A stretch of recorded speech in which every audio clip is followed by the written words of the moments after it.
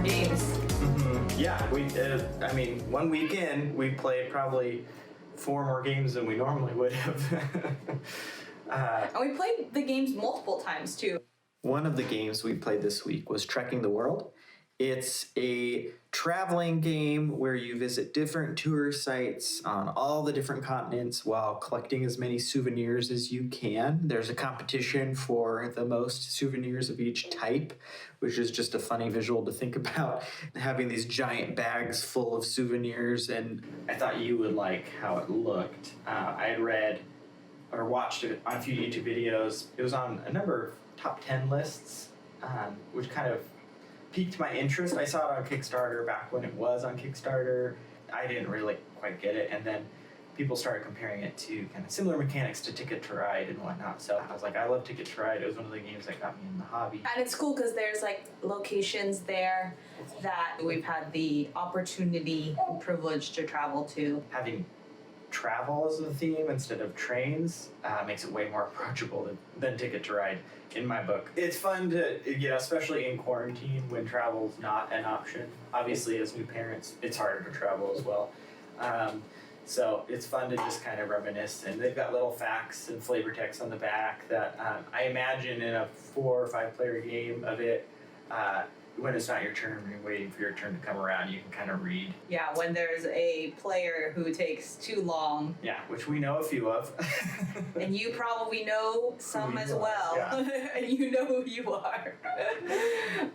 Then you can kind of read about the different areas. The weight of it was great because we could chat in between. And actually we were even able to watch Board Game Geek's show, The More Meeples, the Merrier. Which was so much fun to have on the background while we were doing it. They brought up some great discussions about just some problematic themes and how... Specifically around colonialism. Yeah, and how that is not welcoming to many people. So it was cool to be playing a relatively welcoming game that really highlights some cool locations around the world. But I love that question. There's all these Euro games that are so laser focused on colonialism and some historical topics that just they are about things like slavery, but then they aren't technically about slavery. It's like, oh, when you're a trader in the Mediterranean, like in Maracaibo, which is one they talked about, it's about slavery because that's what those traders did and those merchants did, but in that time and in that place. But the official stance is that it's not. They're trading other things, but I don't think there were really that many merchants that didn't trade in slavery. So you can't really. They're inseparable to a certain extent. But there's other problems with the theme of that game. But the question is why not just make a game about something else? If the theme is really that frivolous, if it's just seeing the Matrix and you just see the different combos and stuff, why not make it a theme that's more welcoming? I did watch Thinker Themer later, and they're coming out with an expansion that is supposedly either going to address the dark parts of the theme in a more thoughtful way than the game originally did. So we'll have to wait and see how they do that because it's been a big criticism of that game. Oh yeah, go for it. But it's actually pretty cool that it's a big criticism that it's a topic now because there's been so many games prior to that it hasn't even been addressed on a wider platform or in a public space. Yeah, I think Shut Up and Sit Down kind of said it in a good way where it's jarring to see a new game using this theme in this way. There's a lot of games from 2008, 2009, earlier when the board game hobby was very homogenous white male and very small, that was such a popular theme at the time, and so those games get reprinted still, but the hobby in general has been moving away from it. But to have such a big title from Alexander Pfister, who's a celebrated designer, Capstone Games, who's like one of the big, I wouldn't even say up and coming anymore because they're just one of the most popular publishers. They do great games, but to see such a bold theme that is also boldly problematic as a brand new game was a bit jarring to see. So I still have the game. I struggle whether or not I want to keep it or play it, but I'll wait for the expansion. We'll see.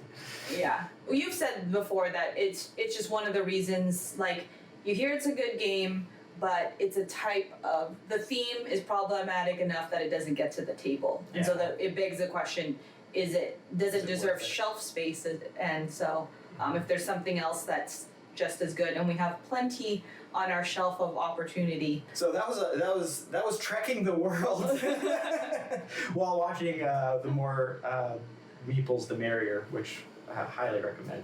I'm excited for more episodes of that. Another game we played this week was My City. The Doctor, Reiner Knizia. He's one of my favorite designers. Almost to the point where Andrew wanted to name our child. He joked about it. We live near Mount Rainier, so it would have been fun to name him Rainier, which is kind of Reiner, which anyways. If you go to any board game like convention and then you introduce our kid as Reiner, they're gonna all be like, "We know what you're doing." So the Doctor made a legacy game and a polyomino game. Polyomino is just like those Tetris pieces. Legacy being that the rules are added and components are opened and there's stickers placed on it after each game. Open like an advent calendar. Yeah, like an advent calendar. There's envelopes in the box. And so it's just exciting at the end of every game, what are they going to add to the next one? And it kind of does this brilliant 3-game structure where every 3 games there's a big reveal and then there's little reveals in the previous 3 games. It's so easy to play a game one time, you're like, that was fun, and then move on because I've got new games to play. But the legacy kind of holds you there for a little while, which I like that it's a great 2-player legacy. Our idea is we're going to play through the legacy portion and then hand it off for someone else to play, another couple to play during quarantine. Since it goes up to 4.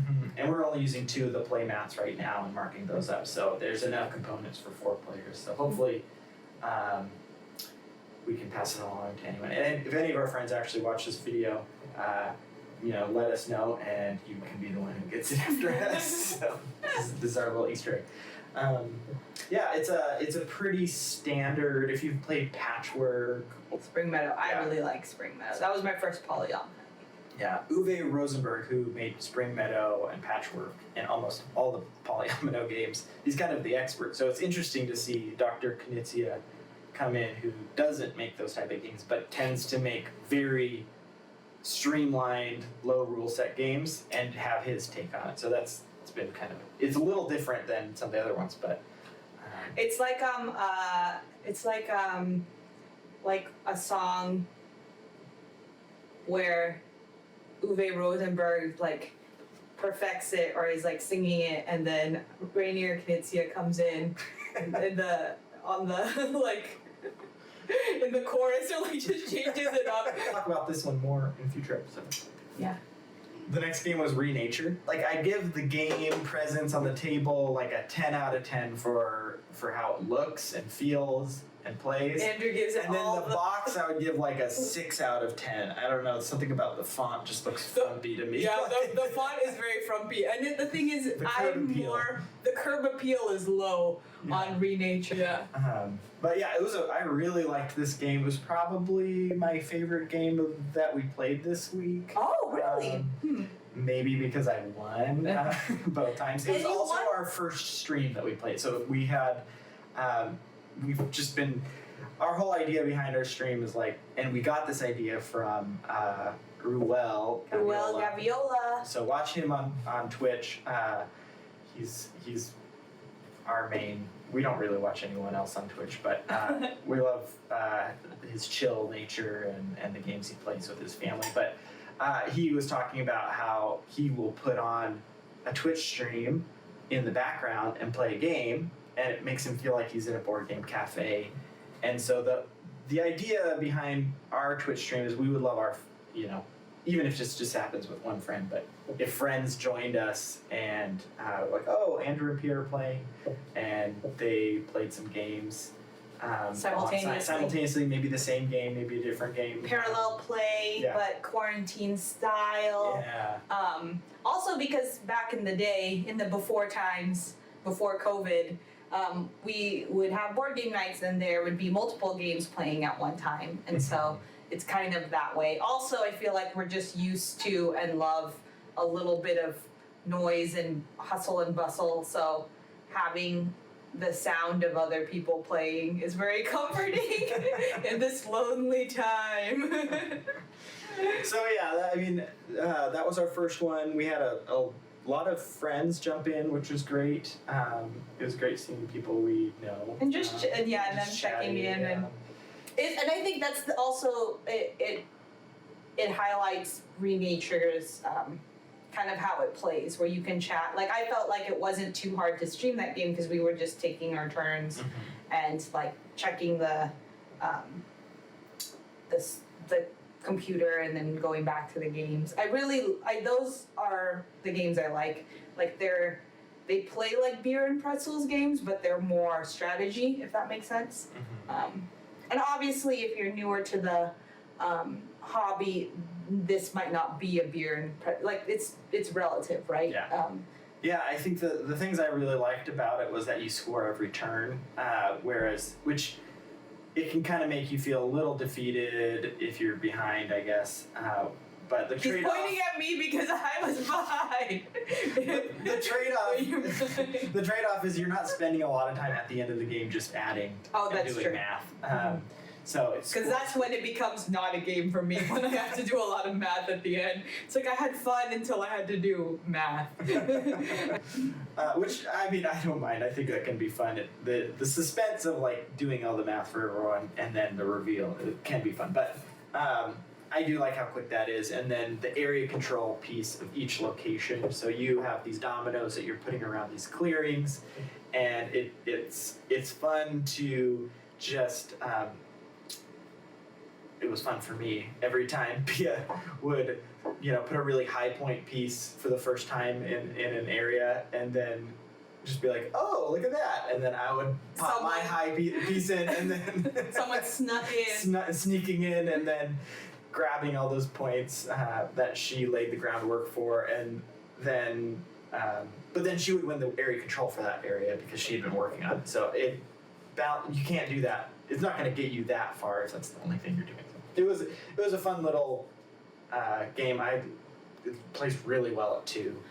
It kind of reminds me that I mean, maybe this is the nature of area control, but the kind of like Samurai, where it's like you're just kind of trying to tip it over the edge one way to be your area or not. But Samurai is one of our favorite games. So anything that plays similarly. I like that level of competitive, like that type of competition. Yeah. It did give a similar feeling of Samurai, the tension of, I'm going, and because there's so many mini little competitions all around the board, there's pressure over here, but then you're ignoring this one over here, and someone might slip in a piece and get ahead over there, and all your hard work is for nothing, or really like doing overkill one area, or like no one's helping you in this area. One of the things that I learned I liked is silk screen wooden pieces. Andrew does. Hold on, I gotta wait till because let the sleep take you. Second take, different day. What time is it? What day is it? It was fun recapping our week and just being able to relive those moments together. So we just had a couple more games to talk about. So the first one being The King is Dead, a 2 to 4 player game. I think it plays best with 2 and 3 players. Both Pia and I have played the 2-player version, and then I've played 3 players with friends online with Tabletop Simulator. It is probably the lightest rules and the the most brain burner like strategy that I have played. It's crazy. There's probably eight things you can do in the whole game, 8 actions, and you do the entire game. And yet every action, it has so many implications, and passing is a huge thing. So different areas, it's area control. They only score once everyone passes. So everyone has to basically agree on the outcome of a fight for it to actually take effect. But every time you spend an action, it's painful because you only have so many actions to do. It's a game that I look forward to playing again because I feel like I have a new strategy to beat Andrew with. Yeah, it's definitely a game that the first time you play it, you feel like you have no idea what you're doing. It's like, what can I even do with these 8 actions? And then halfway through, it starts becoming clear. And each time I've played it, I've always had ideas for new strategies and new ways of going about it. And plays really well at 2, really well at 3. I haven't played it at 4 yet.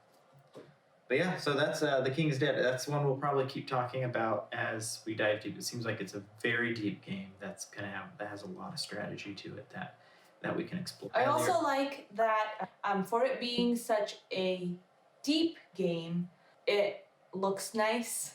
Sometimes I feel like the games that are considered to be really brain burny and complex in a good way are really not interesting to look at.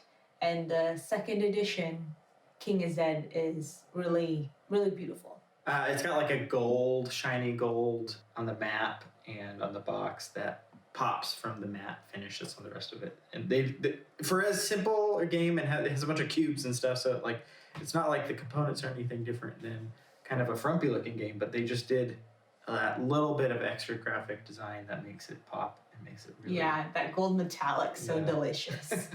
We played one of our favorite games, Cairn. It was recommended through a review in Shut Up and Sit Down. And that's Cairn, like the stack of rocks, not like the person who yells at managers. It's Cairn. This game's great. It plays so fast. The setup is like less than 20 seconds. It's the perfect game when you have a baby. It's one of the few games that we will consider when the baby is doing a midday nap that could last as short as like 15 or 20 minutes. It's also a great game for when you're in labor. But it really is, the setup time was great. Sometimes I am in the mood to play a game and then quickly change my mind. So Andrew needs to move quickly, or else the game will be set up and then left there to be put away or to be knocked down by our cat. But it is really fun. I think Shut Up and Sit Down called it Druid Chess. It's very tactical. It's on a grid like chess, and the fun consideration is, when you do a move, say move forward, you're flipping a tile that the next action of that type, so movement, will then be diagonal. And so you're kind of you're restricting what your opponent can do, but also if there's something you really want to do, sometimes you're giving them a good move too. But is it worth it? Who knows? And then the thing that really kind of brings the game alive, if it was just the tile flipping thing, it would be a really good game. But they've got these little Cairn places of power that come out on the board, and they all have different effects on the board, like swapping things or giving you extra turns, and you can kind of combo those, and they make every game kind of have a unique feel. Really makes the replay value pretty high, just in terms of how variable it'll feel from game to game. And the thing that makes it come to life for me is one of the characters of Water Nation, which is the blue pieces. There's a little turtle one, and that one is my favorite piece. And that's what makes the game come to life. It always starts on the board on her side, the little turt. The little turt is always first string, varsity, right in the middle, ready to play. So Cairn, I'm sure we will bring this one up again. It's something that we get to play probably more consistently than any game that we own right now. So that's our week. We had so much fun playing those games, making the time to play them, fitting games in between naps. Thanks for joining us, and see you next week. Oh, what does this thing mean? Oh, did we crack? Oh no. God. Holy gross, that's gonna be R.I.P. cup. maybe something like Uh-oh, someone's coming in. that. Use this footage. What board games did you play, miss? I know you sat in Renature. You sat on top of my city. Can I have my seat back?